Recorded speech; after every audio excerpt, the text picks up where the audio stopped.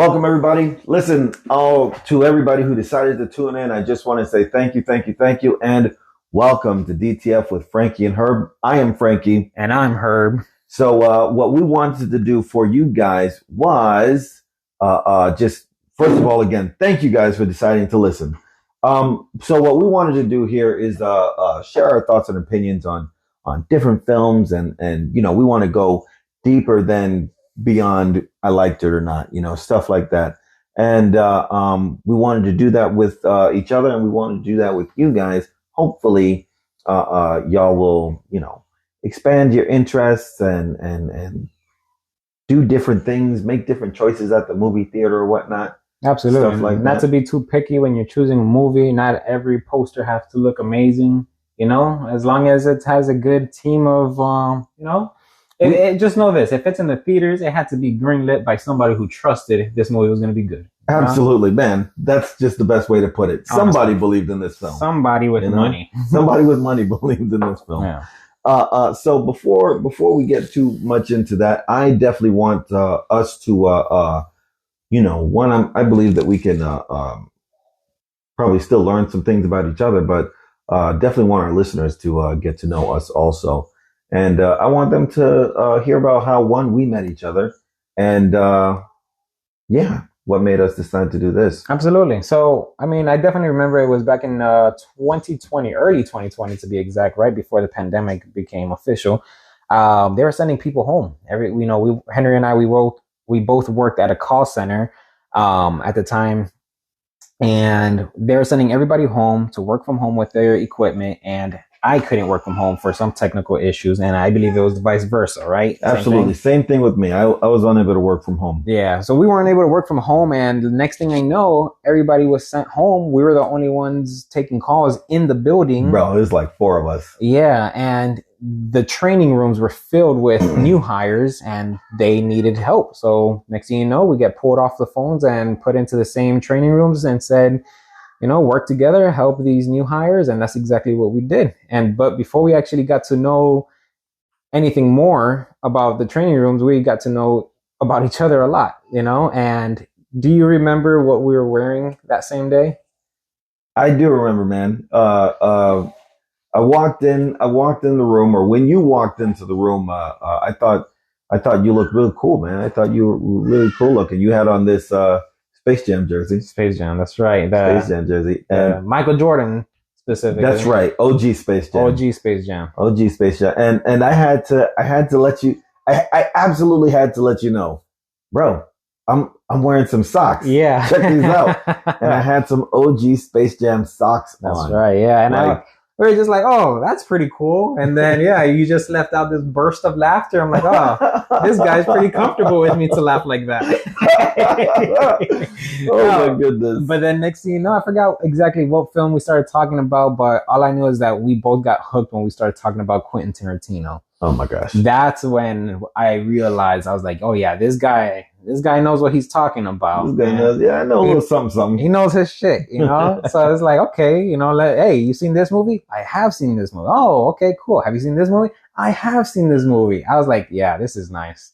This is great. So from there, we immediately knew that we were both, into movies, into the industry. And not only were we fans of it, but we actually also tried to be involved in the industry. We wanted to pursue a career. So with this first question, let me ask you, what is your history in the film industry? So my history in the film industry, right? I got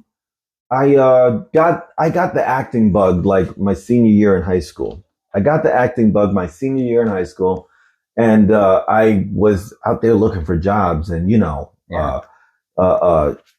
what it is like when those predatory companies come knocking at your door and sending you mail and sending you emails, because you're 18, you don't know any better, so I didn't get none of that. I wish I did, bro. I was lost.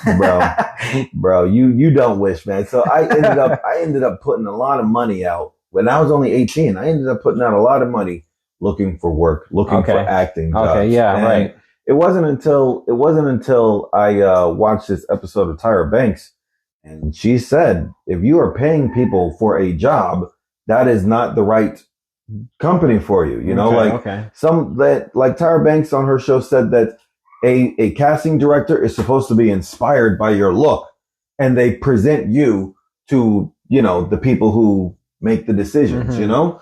So, you know, when I learned that, I stopped looking for help from companies, and I just started looking on my own, looking independently. Nice. Which is really, really, it's the best way to go when, especially when you're just starting. Okay. So I ended up finding a few jobs. You know, I wish I could remember my first job. I do not. But long story short, I ended up working on a few episodes of Ballers when they used to film out here in Miami. With The Rock. Yeah, absolutely. With yeah. Dwayne The Rock Johnson, yes. And what a great guy he was. What a great guy. Like, they have the standby room, right, where all the extras sit in. And, you know, before we started filming, The Rock walked in and he thanked us for being there. He says, the shows don't look real without you guys. Nice. And then he reminded us that it is a job. He says, if anybody wants pictures, we'll see if there's time after we're done filming today. Okay. But for like 12 hours for 3 days in a row, I was like 8 feet away from The Rock. Nice. It was a really dope experience. I bet. I don't think I've had any work where I had where I was, you know, with a celebrity. But I definitely remember my first gig. It was for a reality show called Mystery Diners, where these, you know, restaurant owners call in this expert to see what's going on in their restaurant, put up secret cameras to see what their employees are doing, you know, sneaky. And that's when I realized reality shows is not so realistic. Reality. Yeah, it's not so reality. So they told me, you know, they gave me the name Federico. Funny, right? Yeah, go ahead. Right? Yeah. They gave me Federico, and yeah, all I had to do was it was right here in Hollywood. It was at a golf club, and I had my golf uniform. You know, I was what was it called? The people that give the little you were a caddy. Caddy, there you go. Yeah, I was a caddy, and my role was just to, you know, pretend that I was using a deceased member's account for free food. So when they saw me eating that, oh, Federico, you're fired. And I was like, oh, no, you know? So on this reality show, yeah, you were hired to pretend to be Federico. Yes. A caddy. Yes. And you were pretending to. Yep. Okay. Absolutely. Yeah. I was acting all around. So that was that. And I forgot how much they paid me. I think they gave me a flat 50, like a $50 bill at the end of the day. And I thought, woohoo, you know, like, you know, nobody gave me this. I worked for this, and it wasn't through a company, you know, like, you know, or something like that. I got paid because I acted, you know, and yeah, I think I bought Burger King right after that. Yeah, so that's that. And then I was also in a Party City commercial. That was pretty interesting as well. I didn't think I was going to have any screen time as I used to, as I, you know, didn't have previously, because I was just an extra for multiple projects. But with this one, they had me right up front in front of the camera. I got, I believe, a good 5 second, 4 to 5 seconds of screen time on the commercial. And that was fun. Face clearly seen. That's me. You can't deny that to me. That's me right there. But and let me ask you, are you still pursuing, you know, this career? I don't think I'm pursuing acting anymore, but I definitely want to pursue the industry still. At this time, I'd be more interested in something behind the cameras. You know, yeah, that's always fun. My Sprite youthfulness is leaving me. That's what it is. But I definitely want to be behind the cameras now, right? Either as a director, producer, or even a writer. Because my fascination with the industry is, you know, the storytelling aspect of it, right? I love a movie with a great story, and I want to tell great stories as well. So not pursuing the acting anymore, but definitely still pursuing the industry. All right. I can say that. How about you? I can say I'm around the same thing as well. I'm definitely pursuing behind the camera work, you know, because one thing I definitely found out while I was on set is that I just love being on set, you know, even with the camera not on me or without the camera rolling, the setup, the everything, and quiet on set, lights, camera, it's movie magic. That's exactly what it is. And Yeah, so I would say I'm still pursuing it because it has always been a dream of mine to be an actor, you know. But as I gotten older, I realized, or I just come to the realization that it was never really about acting itself. I guess it was just more about I don't know how to say this without sounding too into myself, but being in the center of of the camera, whether it's an interviewer or a host or something. I just like to bring entertainment. I like to let other people be entertained. Which is also one of the reasons why that I'm so into film. When I recommend a movie to somebody, I don't just say it to them. So hey, this is a good movie. No, this is a good movie. Sit your ass down, and watch this. This is good writing. This is good directing. This is good acting. So yeah, I would say I'm in more in the behind the scenes work. Really? You're still young and good looking, bro. I appreciate it, bro. Let's see what Hollywood says, bro. They got Timothy Chalamet out there right now. Oh my goodness. Yeah, that's this terrific jawline. All right then. So let me ask you a question. Right now that you mentioned Timothy Chalamet, who is your favorite actor, or if you wanted to give me a top three, either one. I don't have a favorite actor only because I feel like the word favorite is a really big word. So if you say, "Oh, my favorite thing is this," you got to live up to it being your favorite, So I don't think I have a favorite, but my top three for sure. I'm gonna throw in acting wise. I'm throwing in Christian Bale for sure. His transformations for movies is amazing. However, one thing that he said recently that made me feel very bad for him is that someone asked him, "Does the voices stop in your head because of all the characters he played? The many characters that he gotten so deep in depth for." He said, and he asks back, and he goes, "Oh, they stop?" Yeah. So it's like, oh man, who knows what this man is going through? But aside from that, great career, great job, and everything. Robert Downey Jr. is one of them. I love his acting as well. He's another actor that I feel like can play big roles, obviously, such as Iron Man, but also he can also play the role that he picked up in another movie and not showing that he's still Tony Stark or Iron Man, And the third being, I'm going to throw in Billy Bob Thornton. I'm going to throw in some Billy Bob in there for me. Billy Bob to me is, he's a badass. He's a real badass. He's somebody that I feel like can make you feel like you want to chug a beer and smash the glass on someone's head. And he's also the type of person that will, play the role that, he helped you pick up the glasses from the floor and, made you feel better. His acting to me is great. What about yours, man? What's your favorite top three? So I have a top three, and my top three is very similar, right? My top three, I have my top three because they do similar things, right? I feel like each of these characters can play an insanely wide variety of roles and like draw you into each role. So number one on my top three is Bruce Willis, right? Bruce Willis. So sad that he had to retire recently, but I think he has and can like do a really, really great job at just selling whatever character he's given. Right. Number two on my top three list is Nice. Samuel Jackson. And, he's literally played everything from a crackhead to a preacher. Literally. Yeah. So the talent is there, over $2 billion in film revenue, just off of him, so the talent is there.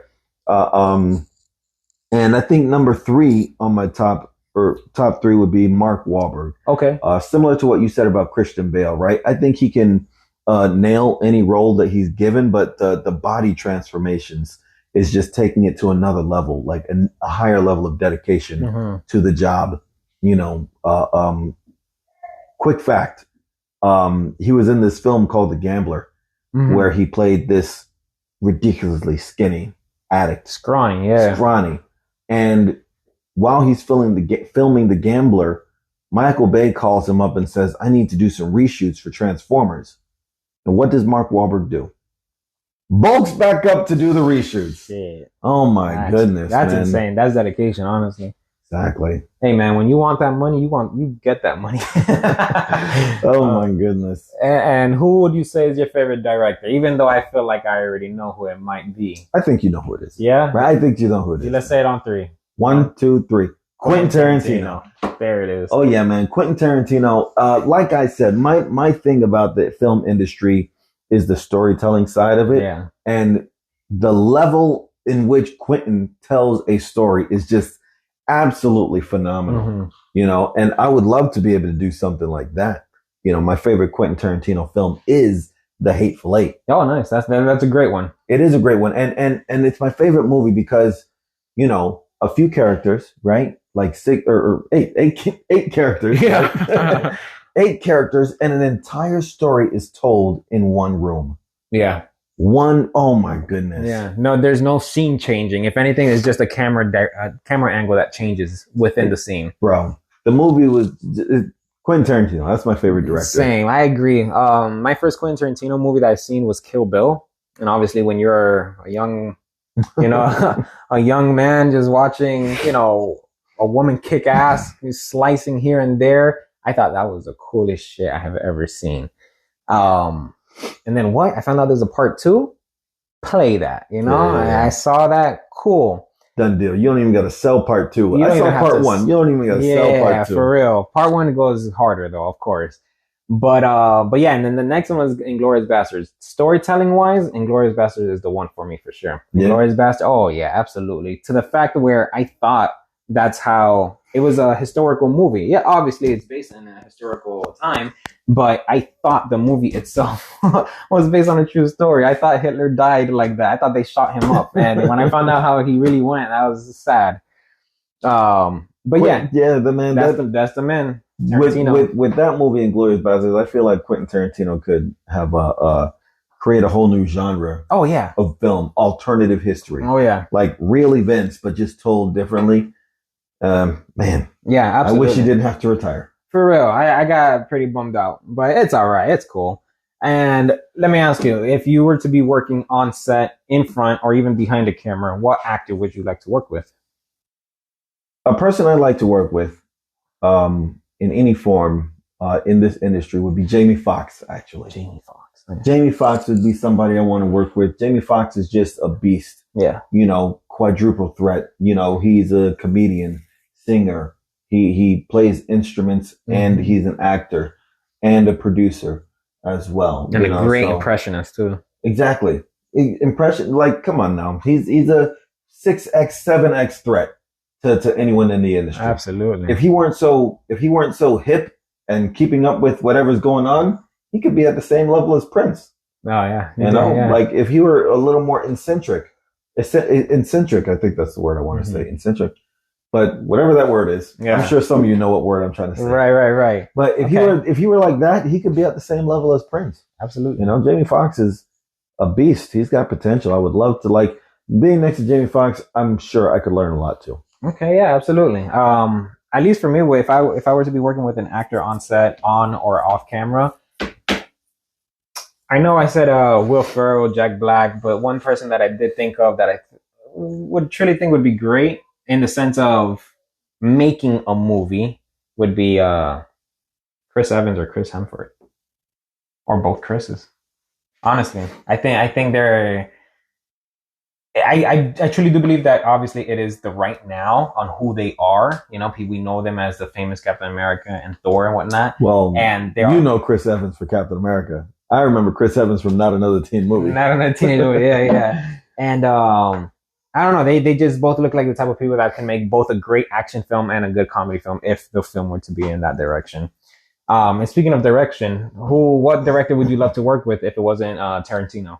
If it wasn't Chris Tarantino, or if it wasn't Quentin Tarantino, I think my next go-to director would be Christopher Nolan. Yeah. Christopher Nolan is the director behind Inception and the Dark Knight trilogy. Okay. Like camera shots, the themes he creates, and like, man, the innovation he puts in his films as well. Like with the Dark Knight.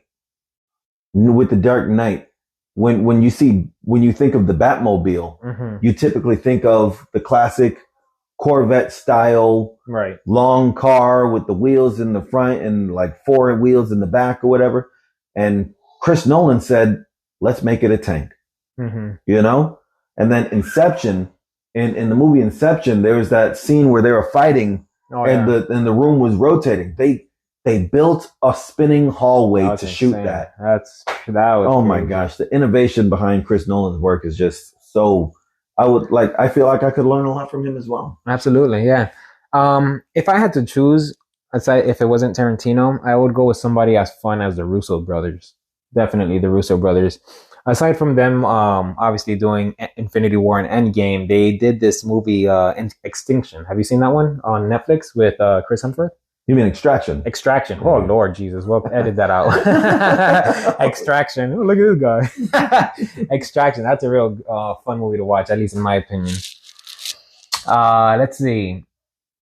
What's your favorite movie? By the way, we're here talking about this and that. What's your favorite movie? The one movie that that you would recommend to someone. Here we go. Because earlier you mentioned not having favorites because you got to live up to that. Right. I will say this: I live up to my favorite movie. I have a favorite movie, and I have easily, I've watched this movie over 100 times. What would it be? My favorite movie is an independent film called Boondock Saints. Oh, I've never seen that one.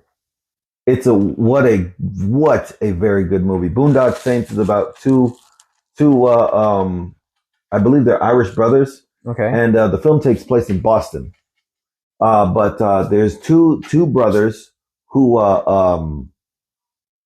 they're basically tired of the government taking too long or law enforcement taking too long to fix the crime that's going on in their city or mob crime. So they accidentally kill a mob boss. They kill a mob boss, and they decide to continue doing that. The mob? Oh, killing the mob's bosses themselves. Yeah. Oh, wow. Okay. Yeah, absolutely. Another fantastic actor who's in there is Willem Dafoe. Oh. Willem Dafoe, bad man. Yes, sir. Right, plays the FBI inspector, and he does a phenomenal job in that film also. But Boondock Saints is the name of the movie. I absolutely recommend people go see that thing, and it is my favorite movie. I've watched it over 100 times. Okay. I feel like the way you're saying it, if I had to choose, because I asked you, what's a movie that you would recommend to somebody, to guarantee this is a good movie from beginning to end. This may be cliche, but I'm going with Forrest Gump. I love Forrest Gump. It's a great film. I have to say, if anything, I've watched a lot of movies growing up, a lot of movies, but Forrest Gump, I can say, was possibly the first movie that actually made me not just feel entertained, but feel bad, feel sad for the character, even after the movie's done.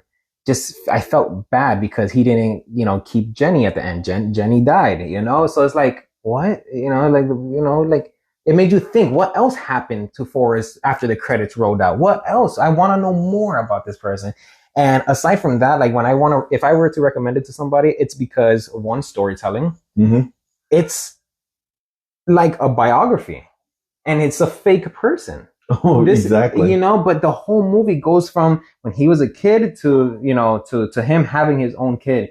They made it seem like this is an actual person, and they actually put actual historical events in the movie that made you feel like, oh, Forrest Gump was somebody that did do this stuff. No. So aside from that, making it feel like super real, you also have a roller coaster of emotions.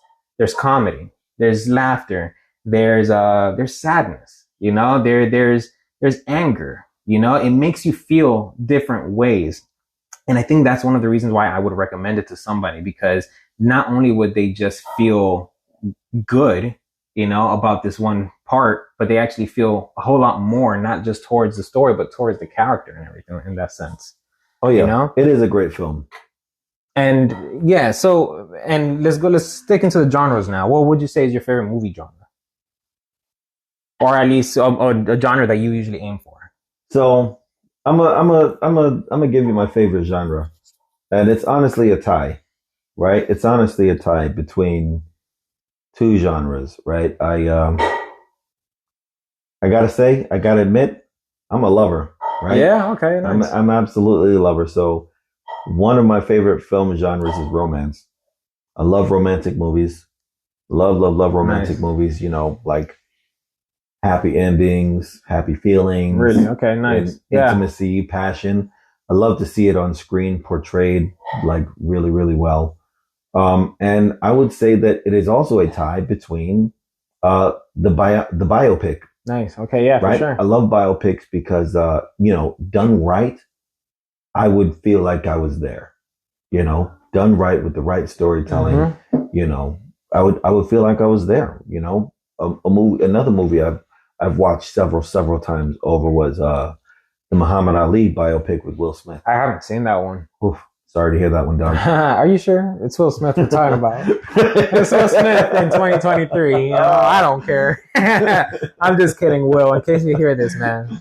Bro, but what a great film, the Ali biopic. It's just... Oh, yeah, he got nominated for that one. If I'm not mistaken, I believe that's one of the nominations he got. And then also you have Ray with Jamie Foxx again. That's a great one. Oh, my God.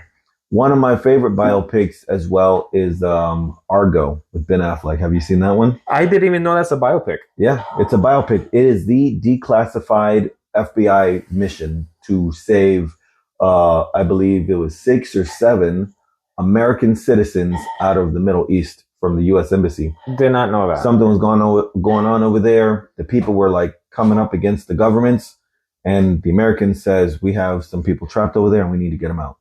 And it's the declassified FBI mission that took place. Okay. All right. Well, that's very interesting. How about you, man? What's your favorite genre? Man, I'm gonna keep it old school, bro. I'm gonna feel like an old man when I say this. Action and comedy, bro. Action movies, cool, left and right, here and there. Give it to me, bro. Obviously, it has to be a great movie. Any action movie can be made, Yeah, but that's true. It has to be a great actor and everything's in that category that makes it a great action blockbuster film. Comedy has always been part of my life. Probably one of the reasons why I smile when I talk to people naturally and all that stuff, because I've always been laughing as long as I can remember. That's a good trait to have. Yeah, to the point where if I don't smile, people think something's wrong. And it's like, man, I don't know. But yeah, action and comedy is where it's at for me, honestly. That's cool. Are you watching any shows? What's your favorite show? It doesn't have to be anything current, but it's just something in general that you would recommend for somebody to watch from beginning to end. Here we go. I'm a double down on your previous statement about, having to live up to having a favorite. Yeah. Favorite TV show of all time for me, Seinfeld, the sitcom. Right? One, it was just a show ahead of its time, a show about nothing, It's even hard to do now. Mm-hmm. That's even hard to do now because in so many TV shows, you have a problem or an issue that needs to be solved in each episode, but then you have an overlying story across all 20 episodes. Yeah. Or 10 now, whatever, right? Across the entire season. And Seinfeld did not do that. There was nothing that, like, in any season of Seinfeld, there is no story completed in episode 19 that started in episode 2. Mm-hmm. Everything finishes in each episode. And it was just fantastically done, fantastically written, right? And you can watch it today and still laugh, still have a really heavy, hearty laugh, Yeah. That's so true. Favorite show of all time, or Seinfeld, the sitcom, nice. Seinfeld sitcom. All right. At least with me, I'm gonna stick into comedy as well. It's The Office, man. Oh, classic. Also, one of the greatest shows ever written. I love The Office. I can say I am extremely grateful that I didn't start it until it was already over. It was already on Netflix, every season, every episode. Bro, I love The Office. And when I tell you, I started watching it when I was 19, when I first got my, first call center office job. And I only had maybe 2-3 months of experience in an office. And the minute I started watching The Office, the show, I was like, I wish I had a Michael Scott. I wish there was a Pam, across my desk or something. Oh my God. I wish I was in an office like this, man. But obviously it's a TV show, but of course, man, that's one of the shows that I just fell in love with right away. and just laughed in every episode. It's a show that I recommend for people who hasn't seen it. If you already seen it and you are like whatever about it, I'm not going to convince you. You already made up your mind. But man, The Office is a great show. Great show, man. One of the greatest shows ever written. Mm-hmm. Now let's get a little personal. I know you may have a little girlfriend or something on the side, but who's your favorite your celebrity crush? I typically don't do celebrity crushes, dog. Oh, come on.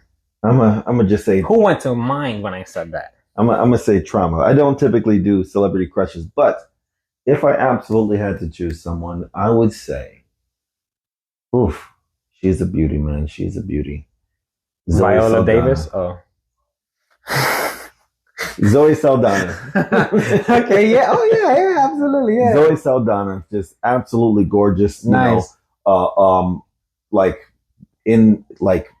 on the outside, but also like she like does a lot of great things out there too. So like outside of film and whatnot, like some of the causes she's attached to and whatnot. So yeah, man, she's spectacular. Yeah, I don't even have to think about mine. Selena Gomez all the way, bro. Oh, yeah. Bro, Selena Gomez all the way. And I know we're talking about like deep acting and deep movies, but Selena Gomez was like my celebrity crush when I was in middle or high school when she was on Wizards of Waverly Place.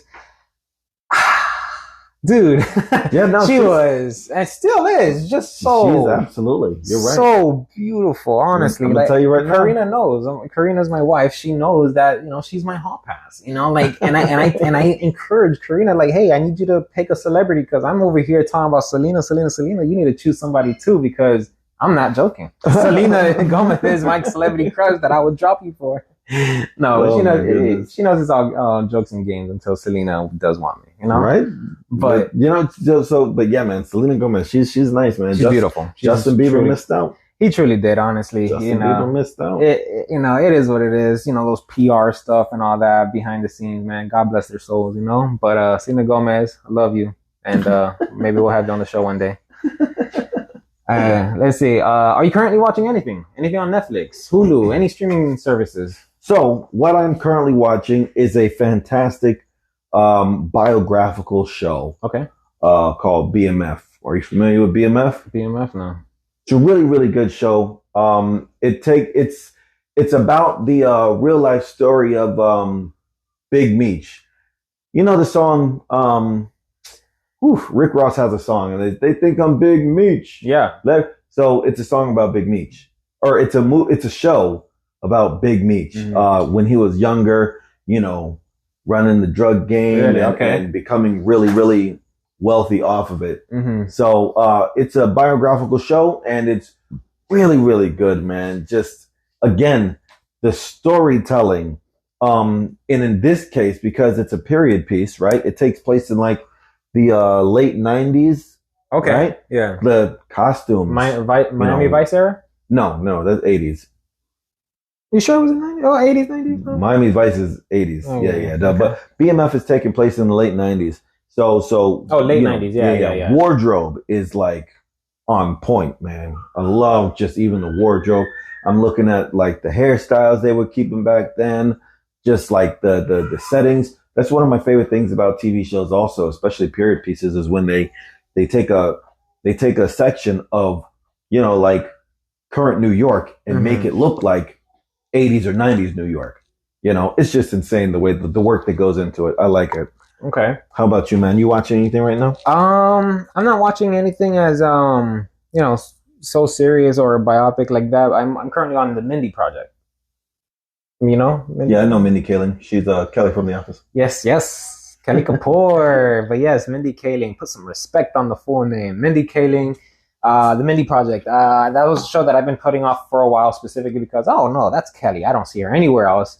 But she is an amazing actress, if I have to be honest with you. I think she's a great comedic actress, and it's a really good show. It's a really good show, and it gives you the same vibe. I wouldn't say exactly like Ross and Rachel, but there's that love interest that's there but not there between these two characters because they can't stand each other, but at the same time, it's there. It's there. You can feel the heat. But it's really good. I definitely recommend it for for somebody that wants to have a feel good episode or even just a show. It's really good, honestly. All right, I like that, man. I might start looking into that also because I felt the same way about Mindy Kaling. Like I don't want to watch Kelly in something else. Mm-hmm. But she takes on that role. I'll take up the Mindy project just because of what you just said because I shared those same feelings about not watching that show, but. I gotta trust you, man. Yeah, I got to trust that. That's why we're doing this, to give each other advice, and to our listeners, and vice versa. When these comments start coming in, we gotta watch it. We gotta take their advice too. All right. So let me ask you this. What do you think is the best or worst movie that came out this year? This year so far in 2023? I'm sorry. Or just 2022 as well? 2022 is what I'm talking about. It definitely has to be Everything Everywhere All at Once. Yeah. It has to be. And the thing is, I just recently saw that movie too. And it tops any Aren't other they up movie. for Best Picture? They have the most nominations of the year. They're that movie. There's always that one movie in the Oscars that just killed it with nominations. Mm-hmm. They're that one movie this year. So I truly believe they might win Best Picture. Probably might win Best Actress as well. I forgot her name, but the main actress in it, she kicks ass. Like it's a great performance from her. So that's definitely the best. The worst movie, man, I can't really think of any. I had a daughter born in 2022, so going to the movies was definitely like a pause for me. But I don't know, man. If you're making me throw anything out there, I guess it's Jackass Forever. All right. Or something, it's like it's okay. Yeah. It's all right. Best movie that came out this year. Whew. Honestly, I'm drawing a blank, dude. I'm drawing a blank. Yeah. I am drawing a blank. I don't know why. What is it? Put 2022 movies. Oh, not images. Okay. There you go. All right. So, best movie that. Oh, okay. All right. I've been paying super close attention to the Marvel Cinematic Universe. Okay. And I think that the Doctor Strange movie. Okay, Multiverse of Madness. The Multiverse of Madness. That was a really great one. I'm looking at Hustle with Adam Sandler. Oh, did you see Hustle? That was a great movie. That was a good one too. Hustle was really, really good. Best movie of 2022 though.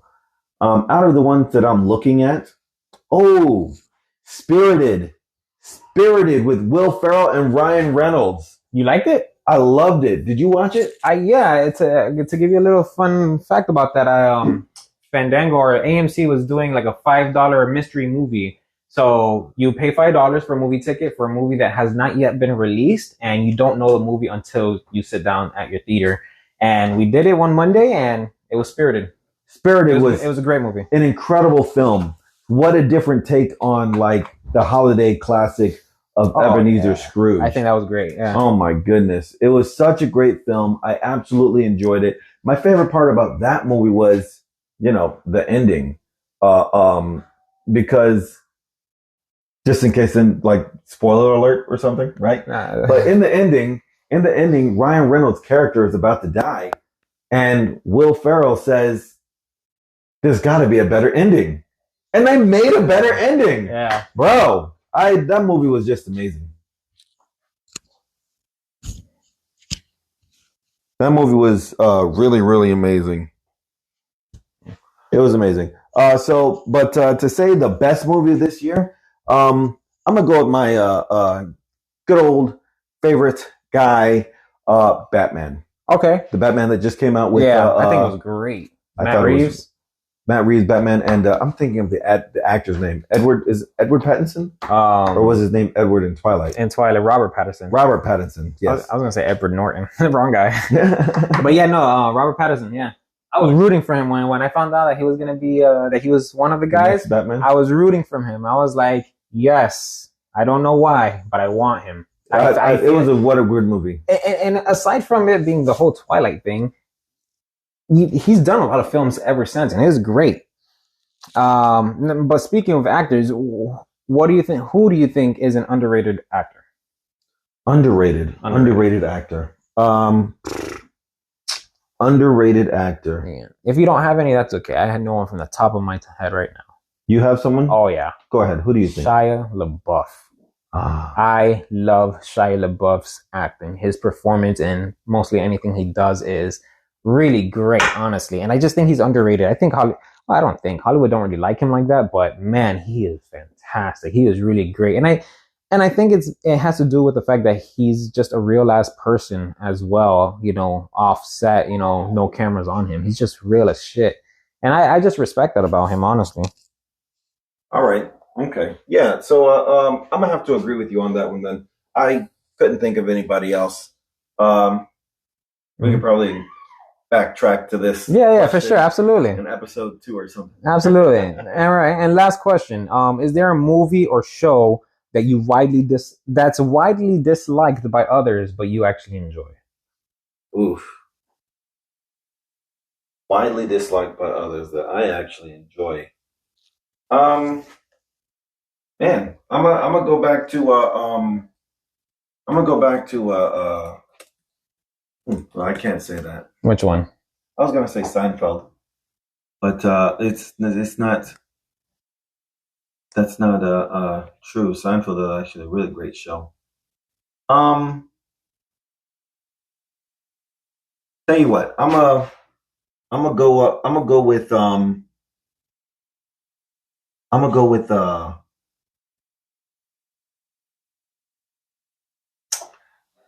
this is a movie that I really really liked, right? And I'm gonna say this with a disclaimer, right? I'm gonna say this with a disclaimer. I liked The Last Airbender, the movie that came out. Did you see that? The Last Airbender with M. Night Shyamalan? Yes. Oh, good God. I liked it, and my disclaimer is that I did not watch the series. Oh. So I had nothing to compare it to. Gotcha. I liked what was made. Gotcha. Okay, I'm not gonna lie to you. I watched the series. I watched the series. So then when I watched the movie, I was like, this is lame as shit. Like, oh my God. First of all, the earthbenders, they can literally lift up a rock with a snap, and they're over here doing a whole choreography to lift up a pebble, Yeah. Oh my God. So it really wasn't that good. I do feel like if they would have allowed it to have like a chapter 2 or a part 2 or something like that, then it probably would have gone somewhere. But part 1 was absolutely terrible. He probably would have had more opportunities to correct whatever he did wrong in the first one. Yeah, absolutely. As for me, a widely disliked movie, man, I wish I knew. I really wish I knew any. Widely disliked. That's all right, man. We just have taste. Yeah, we got taste. That's why it's hard to think of it for us. We have taste. That's all that for real. Like, I don't watch disliked movies, and even if I do watch something, I like it. But I'm trying to think of one. I'm honestly trying to think of one. I got nothing for you though. Yeah, I got nothing for you. Maybe we'll come back to it. It'll probably hit me in the back of my head, and I'll let you know. I'll just throw it in the middle of you talking or something. For sure. So that's actually all I had prepared for us to interview each other with. I think it's great in the sense of this is more for people to get to know us a little bit into exactly why we started this podcast, because we may not know everything, but we definitely know enough to talk to each other about it, and also provide this type of information and details to our listeners. And again, thank you very much for tuning in to DTF with Frankie and Herb discussing the film. I'm gonna wrap it up with thank you guys for listening. All right, we're gonna have some more stuff for you guys, and stick with us. We're gonna have a good time. Thank you, everybody.